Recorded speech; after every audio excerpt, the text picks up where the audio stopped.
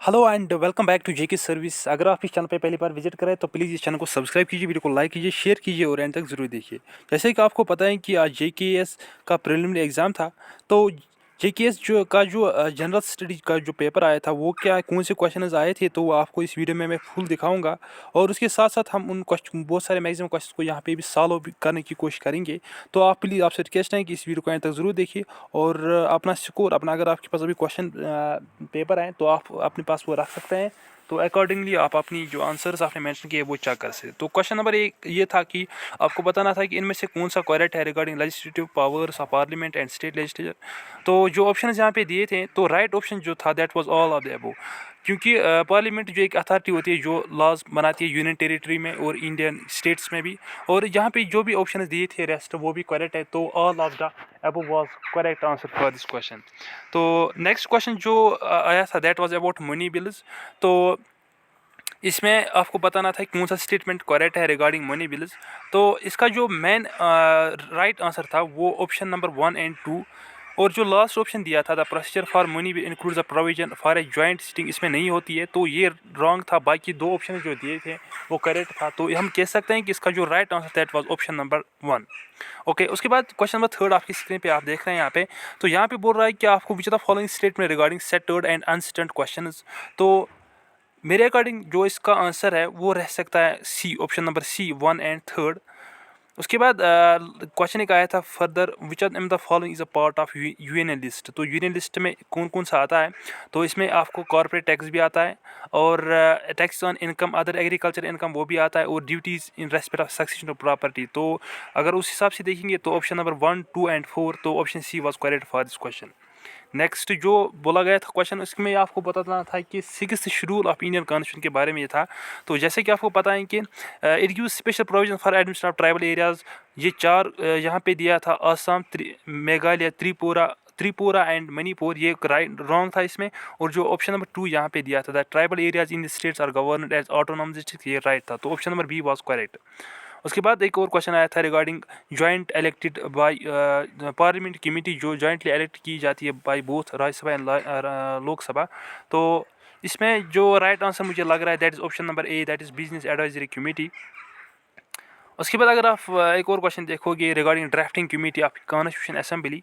तो इसमें आपको बताना था कि इनमें से कौन कौन इसका मेंबर रह चुका है। तो एक तो बी आर अम्बेडकर ज़रूरी है। उसके बाद अलादी कृष्ण स्वामी अय्यर भी था और के एम मुंशी भी था। तो हम कह सकते हैं कि 1 2 3 वॉज राइट। तो option number B was correct for this question. उसके बाद ऑडिटर या फिर रहने दीजिए क्वेश्चन नंबर लास्ट यहाँ पे दिया गया था कंसिडर फॉलोइंग कमिटीज़ बलवंत राय मेहता कमेटी, अशोक मेहता। आपको बोलना था कि इनमें से कौन सा ऐसा है that is related to panchayat raj system. तो बहुत ही इंपॉर्टेंट और इजी क्वेश्चन था। तो ऑल कमिटीज़ इसमें आती है, तो दिस वाज राइट आंसर, तो ऑप्शन डी। उसके बाद अगर हम आगे बढ़ेंगे तो क्वेश्चन आया था कि लार्जेस्ट फॉरेन एक्सचेंज वर्ल्ड, ये तो करंट अफेयर का क्वेश्चन आया था। तो इसमें राइट आंसर आपको पहले चाइना, उसके बाद स्विट्ज़रलैंड, जापान और लास्ट पे इंडिया। उसके बाद ये जो ये एक योजना होती है मुद्रा योजना। तो आपको बताना था कि लोन कैटेगरीज आपको देना थी फ्रॉम लोवेस्ट टू हाईएस्ट। तो ऑप्शन नंबर बी इसका राइट आंसर था। उसके बाद आगे अगर हम बढ़ेंगे तो आपको पता है कि FRBM ये fiscal responsibility budget management framework mandate the central government to limit the central government debit and central government and general government debit by 31st March 2025 which what are the limits of central government debit and general। तो option number 1 was right answer. तो finance commission of India के regarding एक question आया था। तो अगर मैं आपको बोलूँ तो इसका राइट आंसर ऑप्शन नंबर एक लग रहा है, क्योंकि 15th finance commission recommended 6 year period, ये ठीक है। और आप थर्ड ऑप्शन भी दे सकते हैं कि डॉक्टर अरविंद जो चेयर में रह चुके हैं वो 16th फाइनेंस चेयरमैन हैं। तो ये राइट था इस क्वेश्चन का आंसर। उसके बाद अगर हम आगे बढ़ेंगे तो जियोग्राफी के क्वेश्चंस हम पहले डिस्कस करेंगे। तो आपको बोलना था कि ये स्टेट जो दिए गए ऊपर, तो आपको बोलना था कि पूर्वोदय प्लान जो यूनियन बजट में दिया गया था, तो किन किन स्टेट्स को ये दिया गया था। तो मुझे लगता है कि वेस्ट बंगाल, आंध्र प्रदेश, बिहार, सिक्किम और अरुणाचल प्रदेश इसका आंसर था। उसके बाद अगर हम आगे बढ़ेंगे तो मॉनेटरी पॉलिसी कमेटी के रिलेटेड एक क्वेश्चन आया था, इजी क्वेश्चन था, option number 1 was correct for this.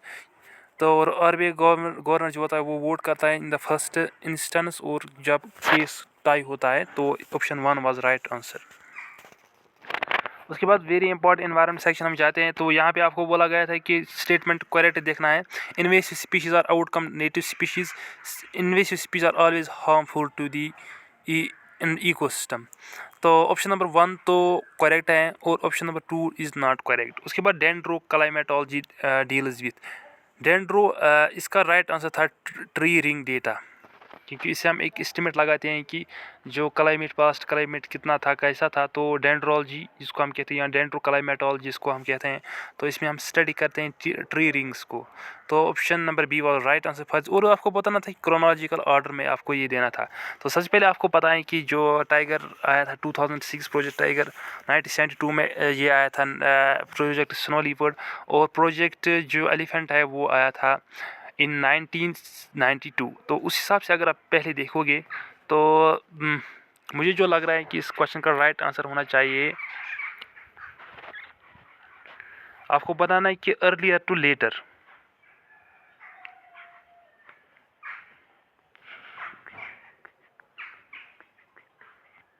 तो इसका राइट आंसर जो मुझे लग रहा है दैट इज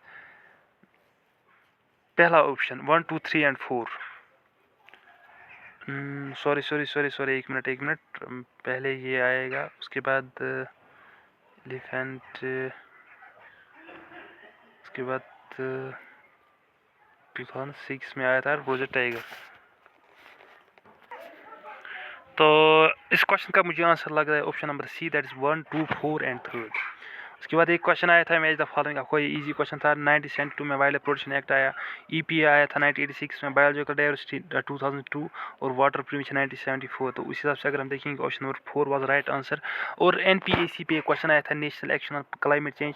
तो आपको पता है कि इसमें टोटल 8 मिशन आते हैं, मिशन कल ये solar mission, green India mission, उसके बाद सस्टेनेबल हैबिटेट, और इसके साथ साथ जो ग्रीन इंडिया मिशन और वाटर मिशन भी आता है इसमें।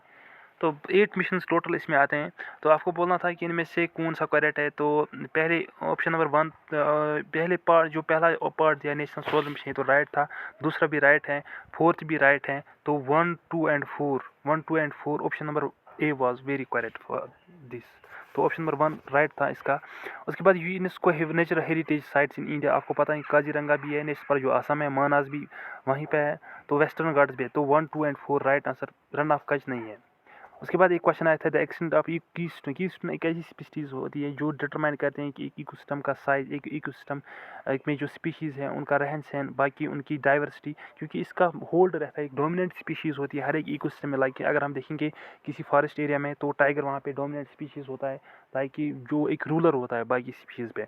तो अगर आपको बोला गया है यहाँ पे क्वेश्चन, अगर उसका एक्सटिंक्ट होता है तो इकोसिस्टम कोलैप्स होता है। तो ये तो बहुत ही राइट आंसर है और सही बात भी है। Climate change solely a future concern and no current effects, तो ये तो गलत है, क्योंकि क्लाइमेट चेंज एक ही ऐसा इम्पैक्ट नहीं है, और भी बहुत सारे ऐसे इम्पैक्ट्स हैं जो हो रहे हैं एट करंट लेवल, और जिनका बहुत इफेक्ट अभी भी हमें दिख रहा है और आगे भी दिखेगा। तो ऑप्शन नंबर 2 इसमें नहीं आएगा। Protect areas are essential for, ये तो इंपॉर्टेंट, क्योंकि जब हम प्रोटेक्ट एरियाज जिसमें आपको नेशनल पार्क्स आते हैं, वाइल्ड लाइफ आते हैं, बायोस्फीयर रिजर्व आता है, सीक्रेट ग्रोथ, बाकी इंसेक्ट्स तो वो आपने पढ़ा होगा। तो ये तो करेक्ट है। तो 1 and 3 is the right answer, और 4 जो दिया है that is ozone layer directly contributes to global, ये तो रॉन्ग ऑप्शन है। तो 1 and 3 is the right answer for this. उसके बाद आगे हम बढ़ेंगे, climate change influence by both natural and anthropogenic, ये तो इंपॉर्टेंट, ये तो करेक्ट आंसर है, क्योंकि क्लाइमेट चेंज नेचुरल फैक्टर से ही नहीं होता है, इसके साथ साथ एंथ्रोपोजन जो ह्यूमन एक्टिविटीज की वजह से वो भी होता है। तो option A was correct. Amazon forest को हम लंग्स ऑफ फॉरेस्ट कहते हैं, ब्राज़ील में ये फॉरेस्ट पाए जाते हैं, तो ये तो करेक्ट है। तो पहला स्टेटमेंट करेक्ट भी है, सेकंड भी करेक्ट है। तीसरा जो हम करेक्ट ऑप्शन पढ़ेंगे पहले, current action rates are compare to historical background rates, और फोर्थ जो है urban can negative impact local diversity. तो अगर ये दो ऑप्शन आपको देखेंगे तो फोर्थ बहुत इंपॉर्टेंट और करेक्ट लग रहा है, तो हम कह सकते हैं 1 2 and 4 is very correct for this question. उसके बाद एक क्वेश्चन आया था, that is organism that can tolerate and survive in wide range of temperature का स्टेनोथर्मल, तो बिल्कुल ही गलत दिया है, क्योंकि स्टेनोथर्मल ऐसे एनिमल्स होते हैं, ऐसे ऑर्गेनिज्म हम कहते हैं, ऐसे उन प्लांट्स को कहते हैं जो रिस्ट्रिक्ट करते हैं, वो जो उनका जो सर्वाइवल होता है वो वाइड रेंज वो टॉलरेट ही नहीं करते हैं, वो बहुत कोल्ड एरियाज़ में पाए जाते हैं, तो तभी उनको स्टेनोथर्मल कहते हैं। इन कंपैरिजन टू दैट, अगर कोई ऐसा एनिमल है, ऐसा कोई स्पीशीज़ है जो टॉलरेट करता है वाइड रेंज ऑफ टेम्परेचर्स को, तो उसको हम यूरोथर्मल कहते हैं। तो यूरोथर्मल अगर यहाँ पे होता तो ये करेक्ट हो बन जाता, तो ये ऑप्शन नंबर 1 तो पूरा गलत है। दूसरा है जनरली ह्यूमन्स आर कॉल्ड स्टेनियोथर्मल। तो ये बोला गया है कि आपको कि जो ह्यूमन्स हैं वो स्टेनोथर्मल होते हैं। तो मुझे जो लग रहा है कि this part is also wrong, तो मेरे हिसाब से क्वेश्चन इसका आंसर जो होना चाहिए दैट इज़ ऑप्शन नंबर 4। उसके बाद एक और क्वेश्चन आया था, which are the following statement regarding eutrophication. Eutrophication आपको पता है कि जब न्यूट्रिएंट लोड ज़्यादा होता है लेक्स में, रिवर्स में, बाय ह्यूमन एक्टिविटीज जिसमें नाइट्रोजन फास्फोरस ज़्यादा होता है, तो एक पार्ट ऑफ का ये क्वेश्चन आया था, तो इसमें ऑप्शन नंबर 1 दिया गया था, consider the following statement regarding eutrophication. तो ठीक है, एक लेक में जब यूट्रॉफिकेशन तो उससे क्या होता है, it is an anthropogen plus and does not occur naturally, तो पूरा गलत है क्योंकि नेचुरली भी ये होता है। तो ऑप्शन नंबर 1 तो गलत है। नाइट्रेट एंड फॉस्फेट जो मैंने आपको पहले बोला तो ये करेक्ट है, तो option number 2 was very right. उसके बाद नेक्स्ट क्वेश्चन पे हम आते हैं, question number 37, carbon dioxide, methane and are considered green house gas. ये तो इंपॉर्टेंट करेक्ट है क्योंकि CO2 important green house gas होता है। उसके बाद methane, nitrous oxide, ozone, CFCs etcetera जो हम कुछ ग्रीन हाउस गैस इसमें आते हैं। दूसरा पार्ट जो रीजन इसका दिया गया था दैट इज सॉरी, तो ये पार्ट दिया गया था कि green house gas absorb short wave radiation from the sun and transparent होना, ये तो बहुत गलत है क्योंकि जो सन से जो रेडिएशन आती है वो in the form of short wave आती है, वो तो हमें पता है, लेकिन जब वो बात वापस जाती है स्पेस में तो वो in form of long wave radiation, और ग्रीन हाउस गैस का काम वहीं पे होता है क्योंकि वो उस गैस को ये इन हीट वेव्स को ट्रैप करते हैं, जिसमें कार्बन डाइऑक्साइड ज़्यादा इंपॉर्टेंट रोल प्ले करता है। तो हम कह सकते हैं कि जो राइजिंग हो रही है temperature due to the green house gases, क्योंकि इस ही जो वहाँ पे जो शॉर्ट वेव्स आती है सन से, जब वो बाहर निकलती है in form of long waves, तो ये गैस जो होते हैं ये सोलर रेडिएशंस को ट्रैप करते हैं, तो as a result of which there is increase in the temperature,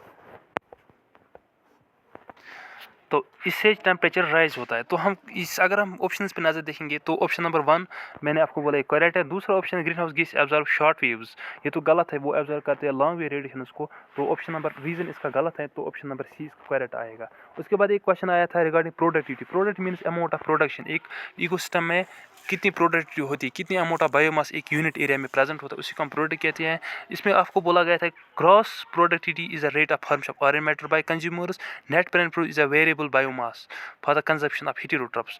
तो मुझे जो लग रहा है इस पार्ट का ऑप्शन करेक्ट कौन सा होगा, तो I think both option are correct, और ऑप्शन नंबर सी इसका राइट आंसर बन सकता है।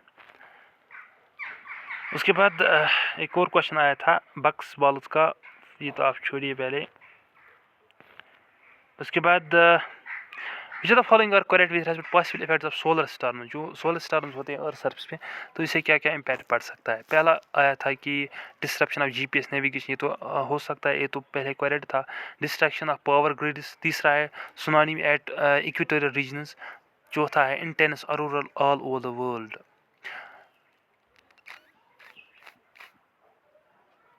अरोरा फिनाना जो होता है वो सन के रेडिएशन से होता है, लाइक कि जब सन से जो पॉजिटिव नेगेटिव रेडिएशंस निकलते हैं at a very high speed, जब सरफेस पे आती हैं, तो लेकिन ये ज़्यादातर नॉर्दर्न और साउदर्न हेमिस्फीयर्स में होता है, तो लेकिन पॉसिबल इफेक्ट है कि सोलर सिस्टम से ये इंक्रीज़ हो जाए, तो ऑप्शन नंबर 4 तो पहले आएगा। तो I think option number 1, 2 and 4 is a right answer for this. उसके बाद urea gold is a mixture of potassium and phosphorus का राइट आंसर था। और एक इजी क्वेश्चन आया था, आपको बोलना था कि इनमें से कौन सा करेक्ट है मैचिंग। देखो सबसे पहले जिप्सम की अगर हम बात करेंगे CaSO4 2 टाइम्स वाटर, ये तो करेक्ट है। उसके बाद plaster of Paris CaSO4 half of water, ये तो ठीक है। Baking soda NaHCO3, washing soda Na2CO3, तो मुझे लग रहा है कि ऑल द 4 मैच, तो option 4 is correct answer. Sickle cell anemia पे क्वेश्चन आया था, it is due to genetic mutation, तो गलत है। It affects the red blood cells, ये तो ठीक है। इट कैन, तो सेकंड एंड थर्ड इसका राइट आंसर था। आगे हम बढ़ते हैं इस पे, तो फिजिक्स में किसको ये दिया गया था 2024 में Nobel prize for the development nuclear fusion reactions, option A is the right answer. उसके बाद एक क्वेश्चन आया था, which are the following used to make quantum dots for biological applications, तो सिलिकॉन इज़ वेरी राइट मुझे लग रहा है जहाँ तक। उसके बाद एक और क्वेश्चन आया था, arrange the following interest events held in 20 in the correct chronological order. तो climate summit, world climate summit, biodiversity summit, climate investment summit. तो आई थिंक ये तो नवंबर में हुई थी क्लाइमेट समिट, और बुकू में तो नवंबर और अक्टूबर में वो हुई थी।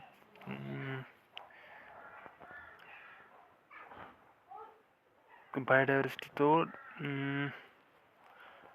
तो आई थिंक मुझे लग रहा है कि option number C is the right answer for this. बाकी भी यहाँ पे क्वेश्चंस मेंशन दिए गए हैं, इनका आंसर्स आप खुद भी मैच कर सकते हैं। हम आगे देखेंगे और मत कोई क्वेश्चन जो हमें आएगा।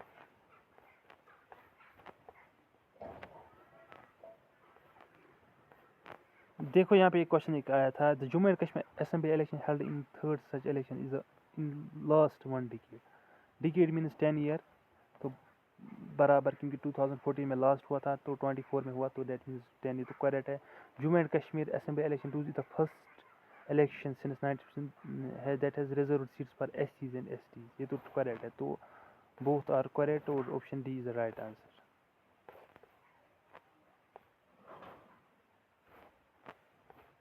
इंडस वैली सिविलाइजेशन पे एक क्वेश्चन आया था, scribes were involved in seal making process of Indus Valley civilization. The Great Bath of Mohenjo-daro featured brick walls and a waterproof layer. Option number 2 is very correct, I think. The people of IVC used iron plows in their agriculture field. Third तो बिल्कुल ही गलत है। I think first and second is very right. Ashoka rock एजिस के बारे में question पूछा गया था, यहाँ पे आप देख सकते हैं। इक्ता सिस्टम जो आपको पता है कि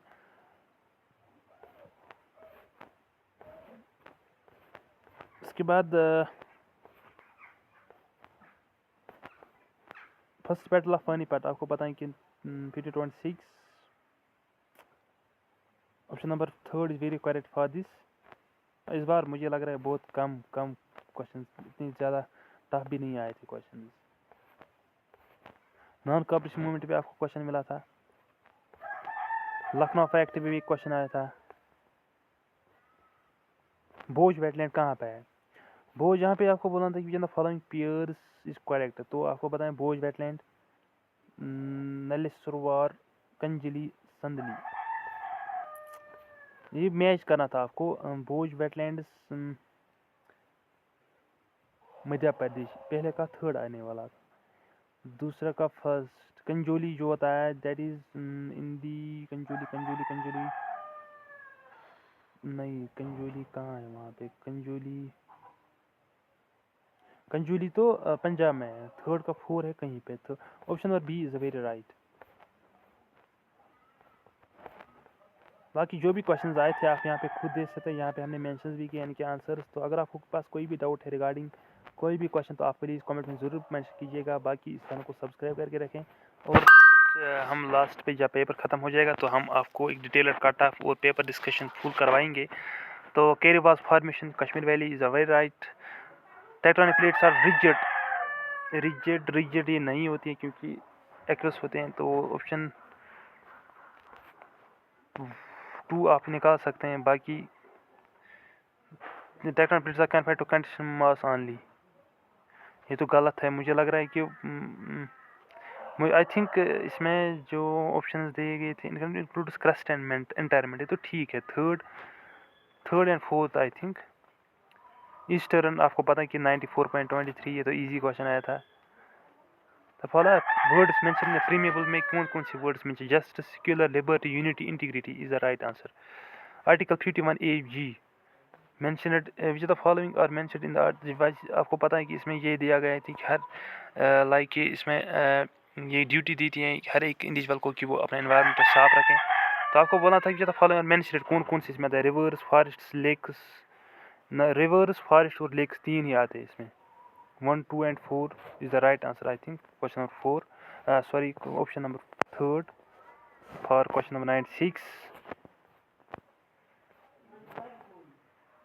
बाकी अगर आपको कोई भी डाउट है रिगार्डिंग दिस तो आप हमें कमेंट में ज़रूर बताएंगे। बाकी चैनल को सब्सक्राइब करेंगे। I wish you all the very best for your future. जो भी कोई डाउट है तो आप प्लीज़ मेंशन कीजिएगा। Thank you for watching.